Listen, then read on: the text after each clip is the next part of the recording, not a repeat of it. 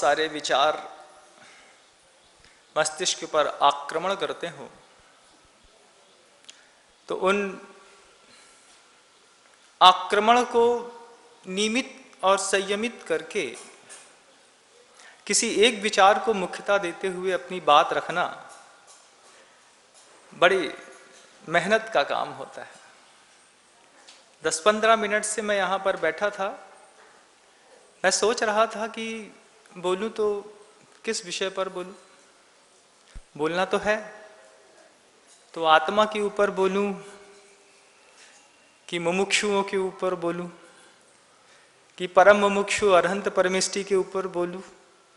बार बार बहुत सारी चीजें एक के बाद एक आ रही थी मन में।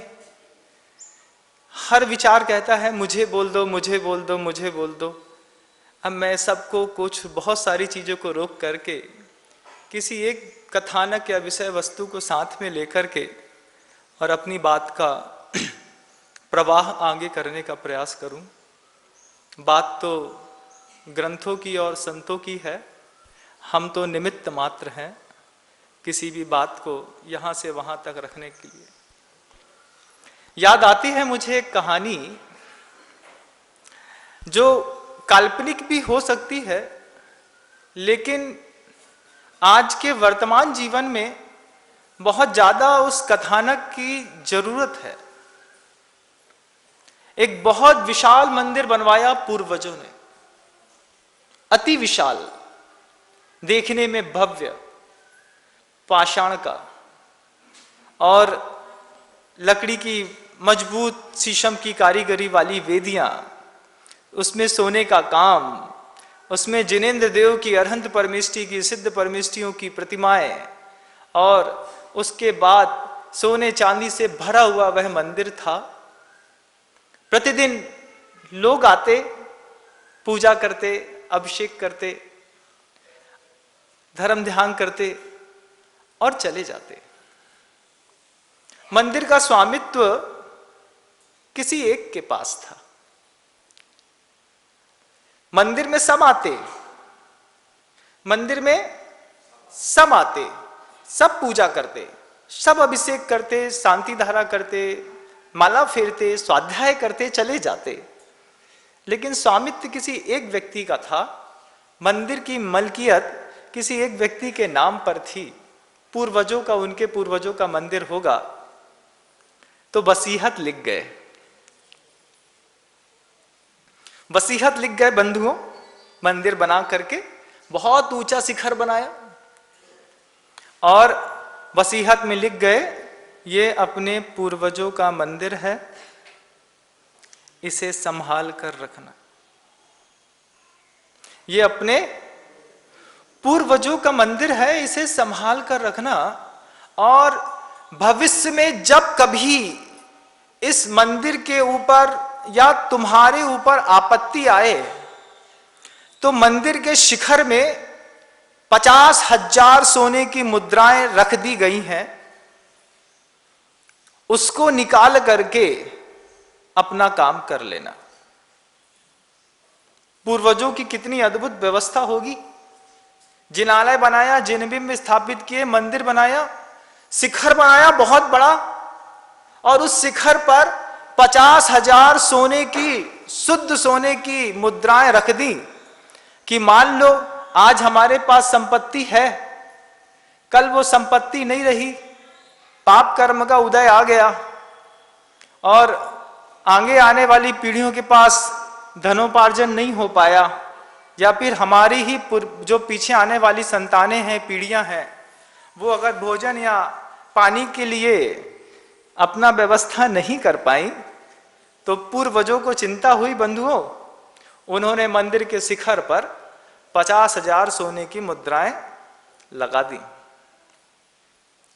और लगा करके इस दुनिया को छोड़ करके चले गए। वसीयत घर पे रखी थी, लालन पालन हो रहा था, कर्म की मार तो पड़नी ही थी। कुछ पीढ़ियां गुजरी और कर्म की ऐसी बुरी चोट पड़ी कि जिसके नाम की मलकियत थी, पूर्वजों का मंदिर था, वो व्यक्ति दर दर का भिखारी हो गया।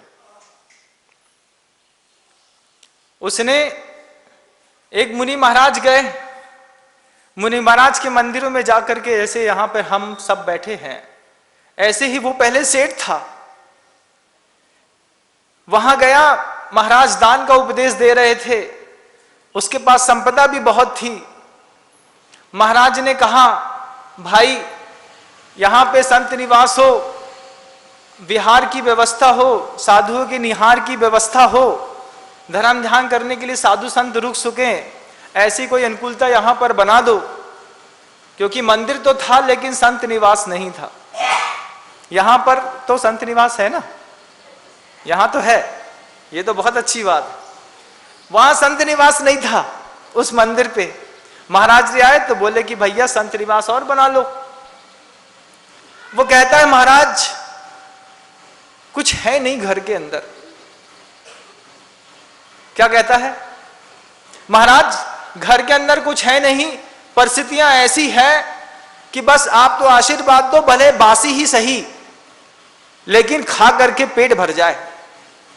सोचो, घर के अंदर अकूत संपदा थी उस समय,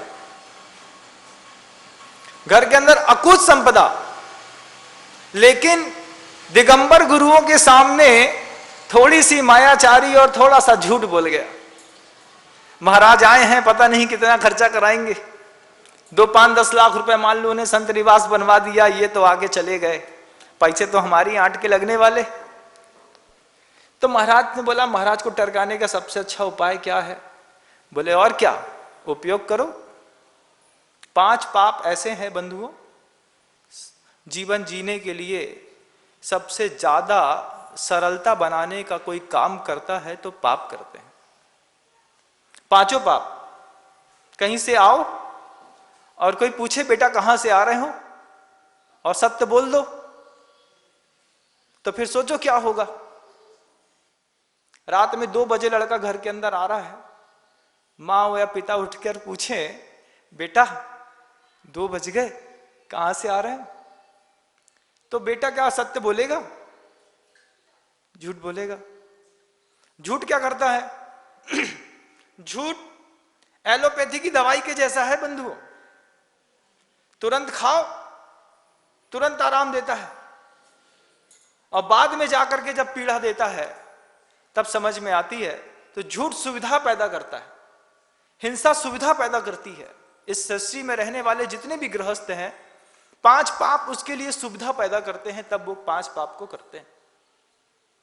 अब उस व्यक्ति को लगा कि महाराज आए, दान के उपदेश की बात करने लगे, महाराज का तो काम ही है दान दान दान। तो उसने महाराज के सामने कह दिया, महाराज आप कुछ है नहीं घर के अंदर, आप तो आशीर्वाद दो, भले बासी ही सही, लेकिन पेट भर जाए, जी सकूं, बस इतना ही आशीर्वाद दे दो, इतना ही बहुत है। मंदिर और ये तो बनाना बहुत भारी काम है। महाराज को बड़ी करुणा आई। महाराज सोचे सही में 2-3 दिन में 1 दिन खाता होगा, कैसा क्रस्ता दिख रहा है। महाराज ने कह दिया, तथास्तु पुत्र। महाराज ने कह दिया, तुम जैसा चाहते हो वैसा ही हो। उसने कह दिया, महाराज मैं तो चाहता हूं कि बासी ही सही, बस खाने मिल जाए। और उसी दिन से कर्म की चोट पड़ना शुरू हो गई, और कर्म की चोट धीरे धीरे धीरे धीरे ऐसी पड़ी, ऐसी कर्म की मार पड़ी कि घर के अंदर की जितनी भी स्वर्ण की मुद्राएं थी वो व्यसनों में और पता नहीं कहां खो करके बहाव में बह गई। और ये कोई मजाक नहीं है, ऐसा होता है, ऐसा हुआ है कि देखते ही देखते डिब्बों में भर करके मड़ियां रखी थी, और लोग बोलते हैं यहां पे जहां पर भोजनशाला में आटा दाल चावल रखा रहता है, हमारे घरों के अंदर हीरे मोती माणिक पन्ना रखे रहते थे, महाराज कहां चले गए कुछ पता नहीं। और उनके ऐसे राजा महाराजाओं के घर के पूर्वजों का दीक्षित एक साधु आचार्य विद्यासागर जी महाराज के संग पर भी है। मुमुक्षु शब्द की व्याख्या ही है मोक्तुम इच्छु मुमुक्षु, जो छोड़ने की इच्छा रखता है। जो मोक्ष की इच्छा रखता है उसका नाम नहीं बंधु मुमुक्षु।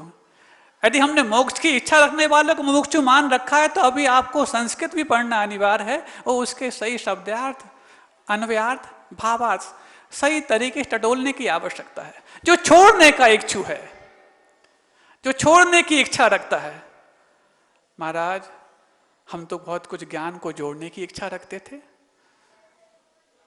उस मोक्ष मार्ग को पाने की इच्छा रखते थे, उस मोक्ष भाव को पाने की इच्छा रखते थे।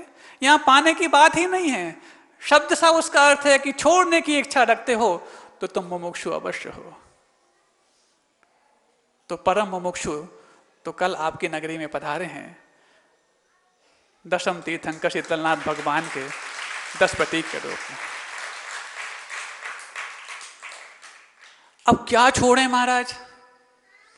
तो पहले तो ये सोचें क्या क्या जोड़ा है आज तक, कहाँ जोड़ पाए महाराज? जोड़ने का प्रयास तो बहुत करते रहे, लेकिन जो पाना चाहते हैं वही नहीं मिलता, और वो मिल जाता जो नहीं चाहते हैं। तो जब ये समझ लिया है कि जो नहीं पाना चाहते वो मिल जाता है, तो एक बार जो आप पाना चाहते हो उसको नहीं पाने की इच्छा कर लो, हो सकता है वो मिल जाए। जब आपका अनुभव ये है ना कि जो हम पाना चाहते हैं वो ही हमें नहीं मिलता, जो हम पाना चाहते हैं वो नहीं मिलता, लेकिन जो नहीं पाना चाहते वो मिल जाता है, तो ठीक है, जो आप पाना चाहते हो उस वस्तु के प्रति नहीं पाने का भाव पैदा कर लो। इस देह में रह करके भी देही को पहचान जिसकी व्यक्ति के अंदर हो जाती है, तो वो देह से देहातीत हुए बगैर देही की उपासना को इस तत्परता के साथ करता है कि वो देहस्थ जो आत्म तत्व है उसको प्राप्त करके ही छोड़ता है। तीर्थंकरों ने इस परिग्रह को बिल्कुल पाना नहीं चाहा, बिल्कुल पाना नहीं चाहा। और जो आपका अनुभव है भगवान बंधु, वो ही उनका अनुभव रहा कि जो पाना नहीं चाहा वो उनके पीछे दौड़ा, जो जो छोड़ा वो चीज उनके पीछे लगने के लिए तत्पर हो गई। उन्होंने किसी प्रकार से अच्छा पाटा मिल जाए, अच्छा सिंहासन मिल जाए, ये वांछा नहीं कि अपने मुनि जीवन के काल में तो सिंहासन प्रतिहार के रूप में वो सुशोभित हो गए। जब उन्होंने मेरे ऊपर पुष्प वृष्टि हो जाए, सुगंधित मंद पवन मेरे साथ साथ चलती चली जाए, और किसी नदी नाले को देख करके नाक नहीं सिकोड़ी, और किसी प्रकार से अच्छी इत्र फुलेल को देख करके नाक नहीं फुलाई, तो फिर देवोपुनीत दिव्य पुष्प वृष्टि उनके लिए समोसरण में प्राप्त हो गई। जब उन्होंने धूप पड़ रही हो, बहुत तेज बारिश हो रही हो, कोई छाता लगाना वाला मिल जाए, कोई छांव मिल जाए, किसी प्रकार के किसी भी कोई भी आतपत्र की जो आतप से त्राता बन करके सामने आता है, ऐसा आतपत्र किसी छत्र की अपेक्षा नहीं की, तो 1 2 नहीं 3 लोक के स्वामित्व के रूप में प्रकट हुए वो 3 छत्र उनके मस्तक पर सुशोभित हो गए। और जब उन्होंने कहीं कोई चलते चलते पथिक जब बहुत थकान महसूस करता है, तो रास्ते में किसी प्रकार से कुछ शरण मिल जाए, वो शरण भी वो शरण जो शरण पाकर के थकान बढ़े ना बल्कि थकान मिट जाए, तो ऐसे वृक्ष इत्यादि किसी प्रकार की अपेक्षा नहीं रखी, तो फिर देवोपनीत अशोक वृक्ष प्रातिहार उनको प्रकट हो गया। जो जो उनने छोड़ना चाहा, जिस चीज की कभी वांछा नहीं की, वो उनके पीछे लगने के लिए आतुर हो गया। और जब अच्छी मधुर ध्वनि को जी मुझे सुना दे, मेरी जय जयकार करने वाले लोग मेरे आसपास जुट जाएं, कोई मेरे लिए तिरस्कार की बात ना कहे, तिरस्कार करने वाले को तो मैं सुनूंगा नहीं, ऐसी अपेक्षा नहीं रखी, तब जाकर के उनके लिए दुंदुभी वाद्य के रूप में देवोपुनीत वो वाद्य उत्पन्न हुए जो पूरे समोसरण में व्याप्त उस माहौल को स्तब्ध कर देते हैं। ये सब चीजें क्या बता रही हैं बंधु? वही तो बता रहे हैं जो आपका अनुभव है। आप भी जो पाना चाहते वो नहीं मिलता, जो नहीं पाना चाहते वो मिल जाता है। तो उनने भी वो ही नहीं पाना चाहा जो उनको प्रातिहार के रूप में प्रकट हो गया। और जब उन्होंने अपनी भाषा समिति का निर्दोष पालन किया, सत्य महाव्रत का निर्दोष पालन किया, तब उनकी वाणी में ऐसी प्रखरता प्रकट हो गई कि उनकी वाणी हर व्यक्ति के लिए दिव्य ध्वनि के रूप में मान्य हो गई। सत्य का पालन करना बहुत कठिन होता है। सत्य को अपनाना ही नहीं होता, बल्कि उस असत्य से बचना होता है जिस असत्य को लेकर के संसार अपनी माया जाल रच रहा है। और इसके बाद कभी मैं कैसा दिख रहा हूं पता नहीं, धूप में आया हूं, पसीना ज़्यादा हो गया हो, कुछ मिट्टी लग गई हो, तो लोग मुझे देख करके पहचान पाएंगे कि नहीं पहचान पाएंगे। हालांकि आजकल तो मास्क आ गए हैं, अब तो चेहरे से पहचान करना बहुत मुश्किल हो गई है, लोग दूसरों की आंखों को देखकर पहचान जाते हैं। तो आज संसारी प्राणी दूसरे की आंख को देख के पहचान रहा है, तो मुमुक्षु दूसरे की दृष्टि को देख के पहचान जाता है। क्योंकि जिसकी दृष्टि में मात्र दृष्टा रहता है, जिसके ज्ञान में मात्र ज्ञाता रहता है, वही तो सही परम मुमुक्षु होता है।